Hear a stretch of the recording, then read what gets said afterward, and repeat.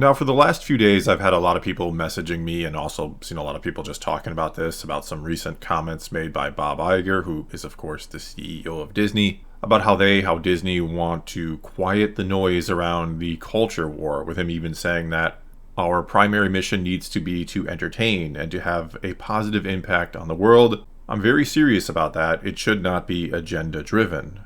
Which, in theory, sounds great, doesn't it? As I've discussed before, I think most Star Wars fans, for example, they want the franchise to mainly be a form of escapism from all that. That they don't want it used as a mirror for the modern world, one that reflects the issues of today back at them. They instead want it to be simply a reflection of the world or universe it has long since created. They want stories that are more relevant to the stories it has already told, more so than stories that say something about the world we live in right now.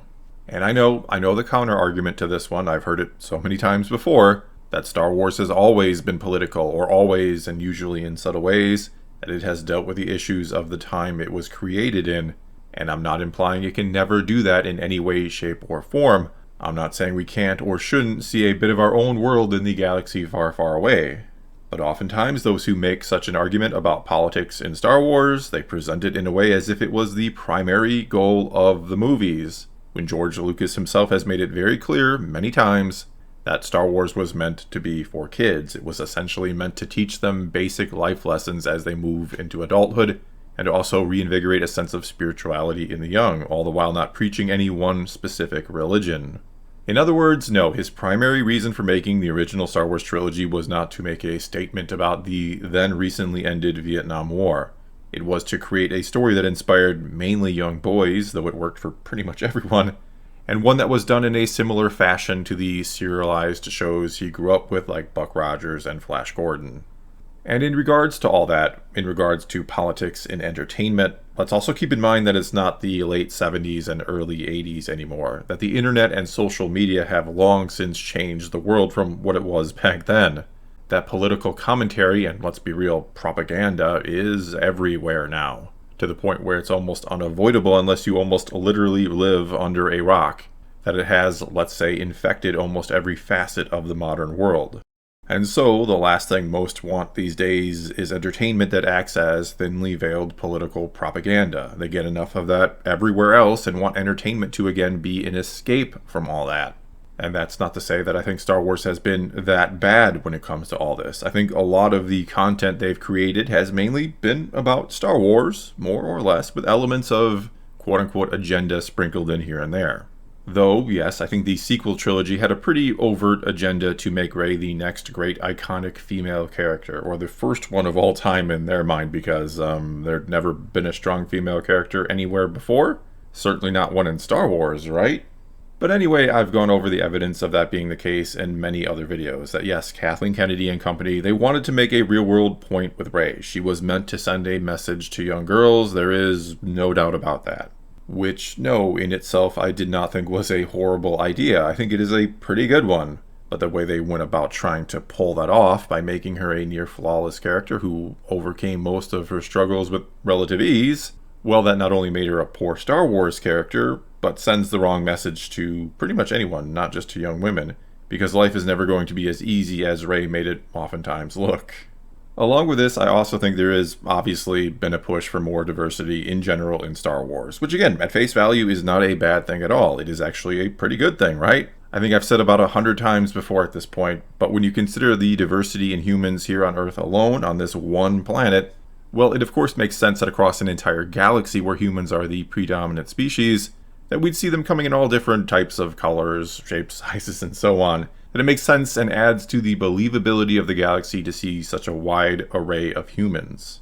And so, no, I don't think it's been all bad with Star Wars. My only issue with all of this has ever been sacrificing story for the sake of these things. Like with Rey, sacrificing the story to make a point about women in the real world.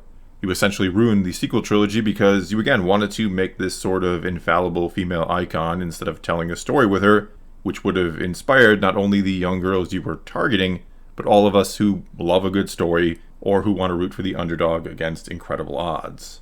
All that said, I don't know how much we should really expect Disney to change based on these most recent comments by Bob Iger. I don't know that this is him saying their attitude is going to completely change, that they're now going to do a full 180-degree turn when it comes to the content they're creating. Rather, I think this was him kind of promising his shareholders that they're going to perhaps try to stay out of politics in a more direct way, like they recently have found themselves in. That, for better or worse, depending on your point of view here, we won't see them taking a stand like they recently did in opposition of the Parental Rights in Education Act down in Florida. But anyway, I am not here to talk politics. That is about the last thing I want to do. And again, I think it's the last thing a lot of us want in our entertainment. We don't want films telling us what to think about what's going on today, especially when there are bigger truths that stories can explore and touch upon. Which isn't to say you can't or shouldn't tell stories about the modern world if you really want to. I say go for it. Create your own brand new stories and inject whatever message or politics you want into them, and see how many people turn out to watch them when a name like Star Wars isn't attached to them. Honestly, I mean it. Everyone should be free to create whatever type of story they want and to say whatever they want with that story.